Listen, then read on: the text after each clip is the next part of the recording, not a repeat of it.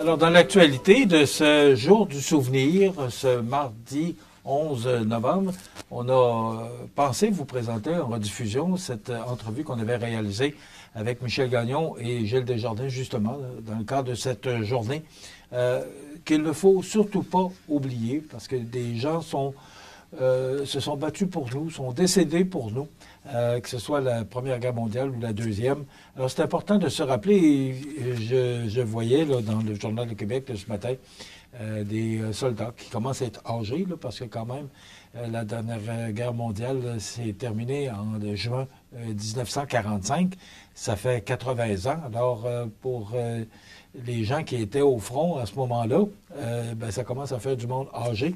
Mais quand même, il y a une suite qui a été assurée par les soldats, là, ceux qui font partie, justement, entre autres, la Légion canadienne. Là. Alors, on doit se rappeler, il faut se rappeler ce jour très important qui est le 11 novembre 2025. Voilà. Maintenant, dans l'actualité, les nouveaux élus de Montmagny officiellement assermentés, ça s'est passé vendredi dernier lors d'un 5 à 7 à l'Hôtel de Ville, donc sous la supervision de la présidente d'élection, Maître Karine Simard, qui a mené de main de maître cette élection municipale. D'ailleurs, on l'a reçu sur nos ondes un peu avant le jour du scrutin, le jour... excusez-moi, j'ai un plan de mémoire là, pour les gens qui veulent voter par anticipation, voilà.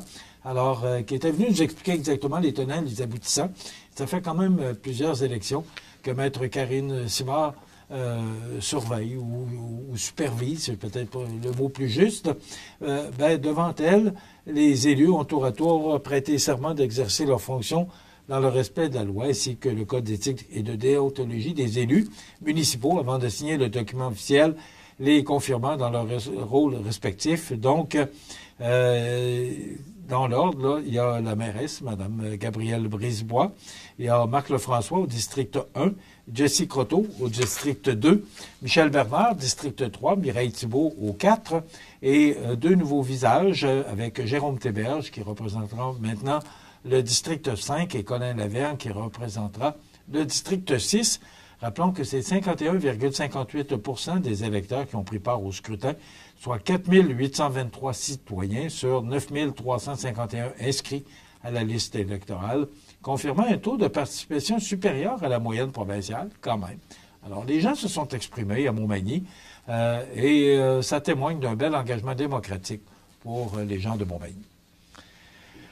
Ça fait plusieurs fois qu'on en parle et on va en parler encore parce qu'il en manque un petit peu. Il manque à peu près 1,4 million, excusez-moi, pour la réfection de la piscine du cégep de la Pocatière. Vous savez que c'est la seule piscine intérieure entre Montmagny et Rivière-du-Loup. Et mais une piscine, non, c'est plus que ça. C'est essayer de penser demain qu'on n'a plus notre piscine Guylaine Cloutier. À quel point? Parce que juste au niveau de la sécurité nautique, là, pour les jeunes, entre autres, là, mais aussi pour ceux qui veulent faire du sport, de natation. Et avec le projet de complexe sportif et culturel en santé durable, la piscine Guylaine Cloutier qui va prendre quand même une belle proportion, de bonnes dimensions. Ça fait depuis les années, si ma mémoire est bonne, c'est depuis 1970 que la piscine Guylaine Cloutier existe. Donc, on comprendra qu'elle a besoin d'un petit peu d'amour, malgré que la Ville a procédé récemment là, à un investissement de plusieurs dizaines de milliers de dollars là, pour réparer et tenir au goût du jour la piscine Guylaine Cloutier, mais avec le projet du complexe sportif, là, ça va être, on va donner, permettez-moi l'expression, là, on va donner toute une swing à la piscine Guylaine Cloutier parce que me semble qu'elle va devenir de taille olympique, je ne suis pas certain, mais me semble, en tout cas, ça va faire du bien là, après 55 ans, mais quand même, les installations qui nous servent amplement. Et passer à n'importe quelle heure du jour, il y a toujours du monde à la piscine Guylaine Cloutier. Ça démontre l'importance de la piscine. Donc, on a amassé 10,6 millions de dollars sur un total estimé à 12 millions de dollars. Vous avez vu plusieurs entrevues sur nos ondes là, par rapport à cette levée de fonds qu'il y a. Et c'est notre député fédéral qui en était le président d'honneur. Donc, ça va bien. Et on pense que d'ici les fêtes, là, on pourrait avoir ramassé le montant au complet pour être capable de donner le feu vert là, aux constructeurs là, pour pouvoir procéder à la réparation de cette piscine au cégep de la Pocatière. Vous allez en entendre parler encore. Et aussi, je veux faire un suivi auprès des gens là, qui sont impliqués, entre autres Mme Bégin, là, qui est la directrice générale du Centre de services scolaires de la Côte-du-Sud de Savoie, parce que c'est le Centre de services scolaires qui chapeaute le projet, c'est pour le complexe sportif culturel en santé durable. Donc, on va faire un suivi à savoir où on en est, parce que là, on n'entend pas parler de rien, il ne se passe rien. J'ai su qu'on faisait des tests de sol, mais sans plus. Alors, on va tenter d'avoir plus d'informations sur ce sujet-là. L'Union des municipalités du Québec, l'UMQ, c'est pas la première fois qu'il tire la sonnette d'alarme à la suite des récentes annonces du gouvernement du Canada dans ce budget du 4 novembre et de la publication par Québec de ses orientations en matière d'immigration. Bien, ce qu'on dit, c'est que on va manquer de monde. Puis, on en parlait hier encore dans un autre dossier avec la Fédération des chambres de commerce du Québec et la Chambre de commerce locale.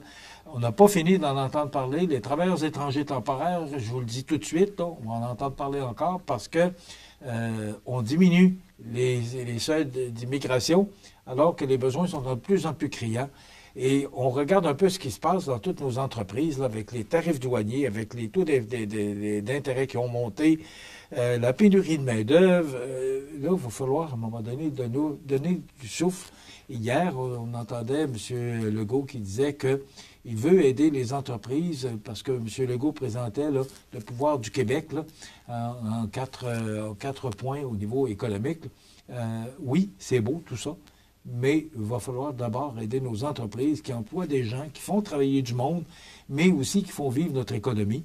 Il va falloir, je pense que là, il parlait d'Hydro-Québec, là, il mettait au premier point d'Hydro-Québec. C'est drôle, mais moi, j'aurais mis le premier point, aider nos entreprises au niveau du support financier, mais aussi au niveau de l'immigration pour qu'on puisse combler les besoins en main-d'œuvre. Alors, l'UMQ qui sonne l'alarme, c'est à suivre, mais je vous le dis, vous n'avez pas fini d'en entendre parler parce que c'est le point majeur de la vitalité économique de nos régions. Et l'UMQ se dit inquiète par rapport aux décisions des gouvernements fédéral et provincial. Excusez-moi.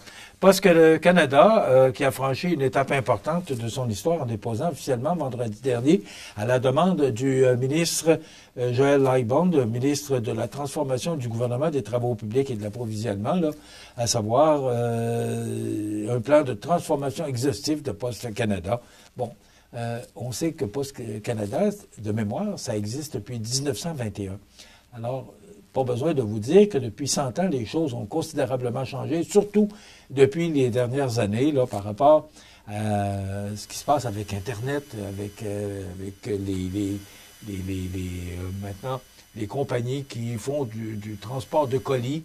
Il y a tellement de compétition à Poste Canada. Et Poste Canada avait l'obligation de se transformer ou de se faire une beauté. Et c'est ce que le président de Poste Canada a annoncé. On avait demandé 45 jours de délai depuis le 25 septembre à Poste Canada pour présenter au ministre Lightbound ce plan de transformation. Et là, ce qu'on dit, c'est qu'on va adapter Poste Canada au goût du jour. On va adapter Poste Canada on va mettre de l'accent sur le service, agir de façon réfléchie, traiter le personnel avec respect, informer les Canadiens en assurant une communication claire et transparente et faire preuve de souplesse, donc, afin d'adapter les solutions aux besoins qui évoluent rapidement. Donc, c'est le vœu pieux de Poste Canada. au cours des prochains mois, peut-être pas semaines, mais des prochains mois, on va sûrement entendre parler de Poste Canada qui doit s'adapter aux changements technologiques. Donc, ce sera à suivre ce nouveau plan d'action de Poste Canada. Vous avez déjà remarqué que le service des postes a repris suite à une grève là, déclenchée le 25 suite à l'annonce de M. Lightbourne. Et là, les employés de Poste Canada sont retournés au travail depuis quelques temps. Puis là, ben, on attend une transformation qui sera effectuée par l'administration de Poste Canada. Donc, on va sûrement présenter un plan de redressement financier parce qu'on sait que chez Poste Canada, là, on a annoncé que ce sont des pertes financières quand même importantes. Alors, il y a sûrement un redressement qui va se faire. On va sûrement entendre parler de ça au cours des prochains jours. Maintenant, dans l'actualité, ce qu'on apprend d'abord, c'est que ça a coûté 250 000 $ pour les médecins pour louer le Centre Bell pour la rencontre. C'est plus de 13 000 médecins qui se sont réunis au Centre Bell et leur mobilisation demeure historique. Mais M. Legault, hier, qui a mentionné là, que je comprends que c'est le fun, je mets entre guillemets ce que M.